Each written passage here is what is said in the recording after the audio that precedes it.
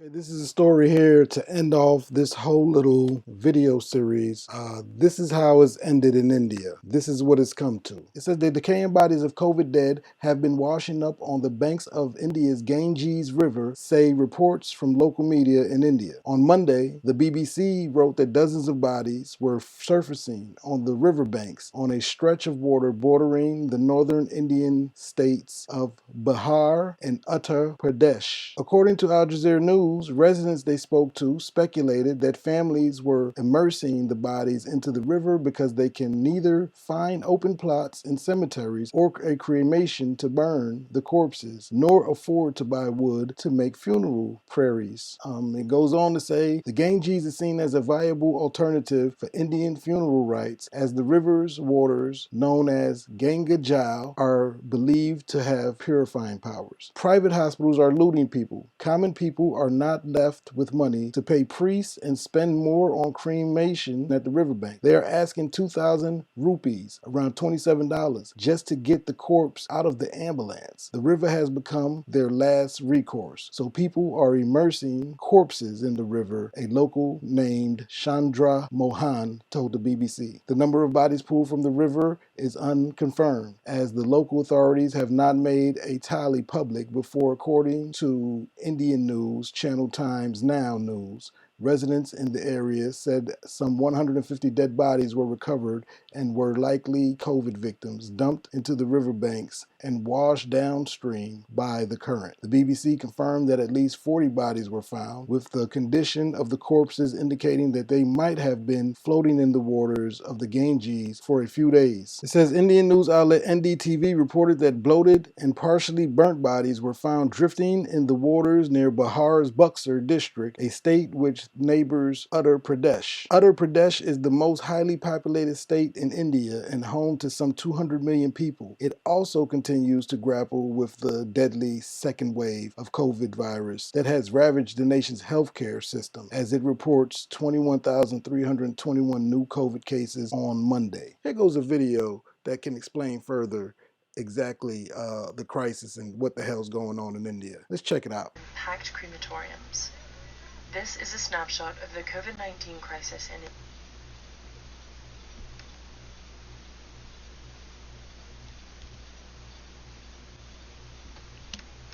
Here goes a video that can explain further exactly the crisis and what the hell's going on in India. Let's check it out. Overwhelmed hospitals, people dying on the streets from lack of oxygen, and packed crematoriums. This is a snapshot of the COVID-19 crisis in India. In contrast, just a few months ago, the Prime Minister declared victory against the pandemic. इस देश ने corona पर प्रभावी नियंत्रण करके पूरी दुनिया को, मानवता को बड़ी त्रासदी से भी बचाया है. After that, there were political rallies, mass gatherings, and religious festivals, like this one.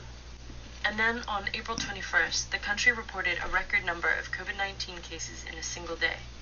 And those numbers kept growing for several weeks, with many health experts saying real numbers are likely much higher. By May 7th, deaths soared past 4,000. As COVID cases in several Western countries have trended lower, the scale of infection in India and a new variant first reported there have alarmed the rest of the world. If you have a huge country like India that's deep in its own COVID crisis, right? That means the pandemic is not going to end for the world. Here's how India became the world's COVID hotspot, and what that means for the global pandemic. First, we have to go back to early 2020. As much of the world was struggling to contain the virus, India appeared to have things under relative control. आज रात 12 बजे से संपूर्ण देश में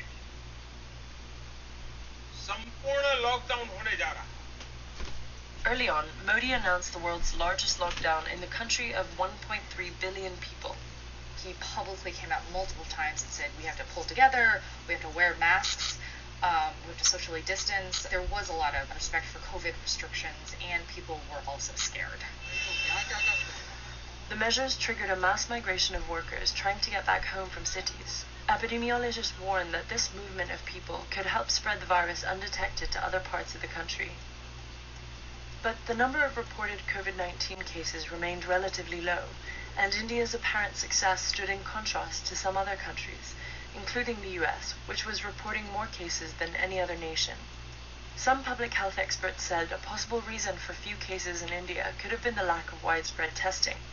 But they also noted that the majority of the population is under 25, and since asymptomatic cases are more common among young people, many may have gone undetected. After a 10-week lockdown, India started to ease restrictions and the number of cases started growing, with the first peak in September. It was quite bad, and the healthcare system was stressed, but the hospitals didn't, crumble or buckle. And we saw that actually in other parts of the world, it was much worse. Despite that first surge, by December, India's numbers had gone back down, and by early 2021, life looked like it was returning to normal. Stores were back open, they were super packed, restaurants were open, filled with people indoor dining, there were cricket matches again, packed stadiums. Life in Delhi felt like another universe. The US was dealing with another wave, right, in December, January. India was doing very well compared to the US or the UK, and that's when Modi touted the country's success in front of other global leaders at the World Economic Forum. जो अपने ज़्यादा से ज़्यादा नागरिकों का जीवन बचाने में सफल रहा. So what went wrong? Public health experts blame India's ferocious surge on a combination of new factors. The first one, people became more relaxed about COVID safety measures. Many people stopped wearing masks, and there were several crowded gatherings, which public health experts say may have been super spreader events, including huge political rallies. मैंने ऐसी सभा पहली बार देखी है. April was a key election month, and political parties, including Modi's BJP party, organized events across the West Bengal state. A BJP spokesperson said that no one had anticipated the magnitude of the COVID-19 surge, adding that Modi and other members of his party followed all the safety protocols in place at the time. Right around then, resources to fight the pandemic weren't reinforced or maintained. Everyone essentially thought that COVID was over. By January, hospitals were taking down their COVID-19 wards. Testing centers that had been started last year were also being dismantled. Some of the oxygen plants where they had allocated the budget were never built. And on top of all of this, highly contagious variants that were first identified in the UK and South Africa were circulating in the country, as well as a new variant known as B1617 that originated in India. The 617 in India, it's a wily opponent. The WHO has said preliminary studies indicate that this one may be more contagious than some other variants, and has since been detected in more than 40 countries, including the US, UK, and France. This has added urgency to the global vaccination race, which has so far helped cases plummet in some of those countries. So, even as the COVID situation has improved in some parts of the West, the fight against the pandemic across the globe is far from over. A big lesson is just countries can't get complacent, and even if one country is doing well, if another country is not doing well in terms of COVID, that will affect every other country in the world too. And this is up to speed just a few days ago this week. So this is what's going on now in India. They have basically start dumping corpses and bodies into rivers because either they do not have enough funds to pay for burial or cremation, or they just don't have the means of doing what they need to do with these bodies. So families are left basically dumping them in the river. Now, this is why throughout this segment from part 1, 2, 3, and so forth, I have been asking myself, is it ignorance with the Indian people, or are they just stupid? The majority of them, or a good amount of them. This will have me to say it's not ignorance and the stupidity, because ignorance is not knowing, and being stupid is knowing something and doing it anyway. And that's what separates ignorance from stupidity, right? As a people, as a society, we can kind of forgive ignorance, but we cannot forgive stupidity. So why do I say that I believe India is probably one of the dumbest nations as of right now on the face of the earth dealing with this situation, and it seems with everything else, is because you already have a COVID-19 pandemic. Now you want to create another health crisis by dumping dead COVID bodies into the river, which is a water supply. Now, I'm going to assume that that water supply is going to either be used for cropping, drinking, or food source. Either way, why the hell would you contaminate the rivers with corpses that are contaminated with a contagious deadly virus, which is the whole reason you have to use the rivers in the first place, because it's killing your people? What sense does that make? So I would have to assume that the Indian people are, at this point, a large portion of them are stupid and have mental health issues. This is stupidity, man. There's no way in 2021 that you don't know, especially if you're in India, because you live off the land, so supposedly they're connected with nature. You have to know better than to dump corpses, rotten bodies, contaminated bodies into a river, which is a water source, knowing that it's going to have the potential to contaminate everybody around. If you remember back in the day, we was doing, one way they was finding out if someone had how many cases of COVID, some of the technology was using the stool, right, from our sewer systems, and checking the water, because the COVID was living in there, and they can tell through the sewer systems when you flush your toilet where the waste goes. They can tell through our waste, what location was likely to have a upcrop of the virus. So it seems that the virus can live in water. So it would make no sense to me. Why would they start dumping the corpses into the rivers that are infected with the virus? Then we go back to some of the earlier things that I covered, and it was basically showing that some of the Indian people were stuck in their houses dying because they didn't believe they had COVID, or they didn't know about COVID somehow, and they thought they just was having the flu, so they were suffering and dying. Next, we go to the fact that nobody's social distancing in the country because they just had their religious festivals.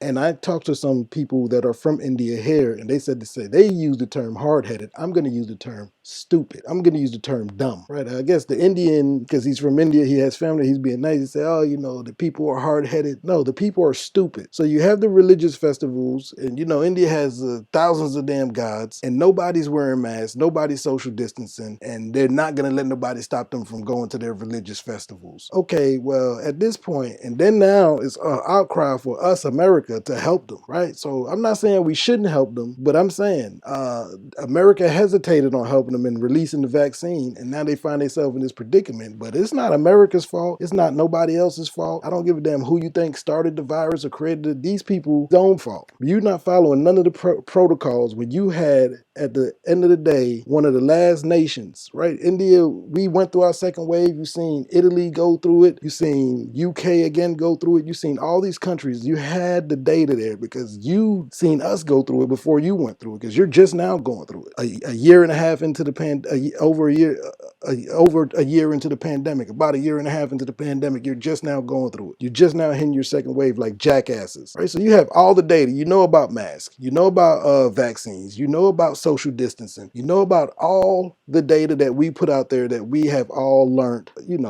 painstakingly, and you choose not to use it. So at this point, India is literally doing what we call in America, if I step in a pile of shit, and you're walking behind me and you see me step in the shit and you know where the shit is at, and then after I step in the shit and I clean my shoe off because I didn't see it and know it was there, but now it's known it was there, you come right behind me and step in the same plop of shit even though you know it's there, I guess you would have to say knowingly, which would make you stupid, right? So that's what India is doing to me now. This is why I'm on the level of India's got to be one of, I think they got mental health issues, and I thought America was pretty bad, but it seems like India is pretty damn slow. Because basically what India now is doing is stepping in the dog shit. After they seen it there, you know where all the landmines is at, you know where all the piles of shit are. And you are choosing willingly to step into the shit without just walking around it, without avoiding it, without jumping over it, because you know it's there. That would make you stupid. So I would say the Indian people, the Indian government, at this point, my prayers will go out to y'all.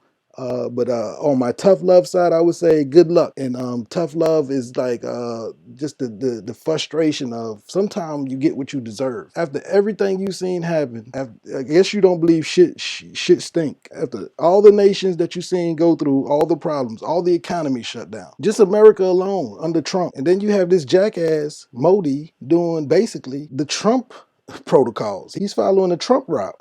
So at this point, it's not just Modi and the government. So everybody who's calling on Modi and the government, yeah, I see the issues and the problems with the government, but also the people, because you could take it upon yourself and what we would call, you need to take some responsibility as a people. Modi ain't making your ass go out there with no mask and go to religious gatherings and not social distance. Modi ain't doing that. Modi ain't making your dumb ass dump no bodies into the river and contaminate the water supplies. Modi ain't making your dumb ass sit in the house and decide not to go to the goddamn hospital or go get seen until it's too late because you don't think you have coronavirus, or for some reason I don't know, why wouldn't you know about what coronavirus and you think you got the goddamn flu, so you're gonna try to ride it out. Modi ain't got nothing to do with the stupidity of the Indian people. So at this point, man, like I say, man, I hope everything works out for them. At first I was like, why Biden ain't releasing the vaccine and this is wrong, we need to make sure, but these people are dumb. I don't even know if we gave them the vaccine, would they actually use it? Because they're not using none of the other information we gave. They're not using none of the social distancing. They're not using none of the goddamn, they're not wearing a mask. So what is to say if we gave these idiots the vaccine that they would even use it? Why even waste it on them? They're one of the biggest vaccine producers in the goddamn world. They don't, and for some reason, they don't have the info. They have enough oxygen. They're making 7,000 pounds of oxygen a damn day, enough to supply all their people with some to spare, but there are still thousands of people dying for lack of oxygen because these jackasses don't know how to get it to them. So at this point, what is happening in India is not for nobody like America or nobody else to come through and save you people. You people need to save yourselves, man. And that's my honest, objective opinion on the whole India situation. If nobody else want to come out and say it, I'm going to come out and say it. I got to ask the question, are Indians stupid? Blessings, peace, and love to you and all that you cherish, man. We out. Peace.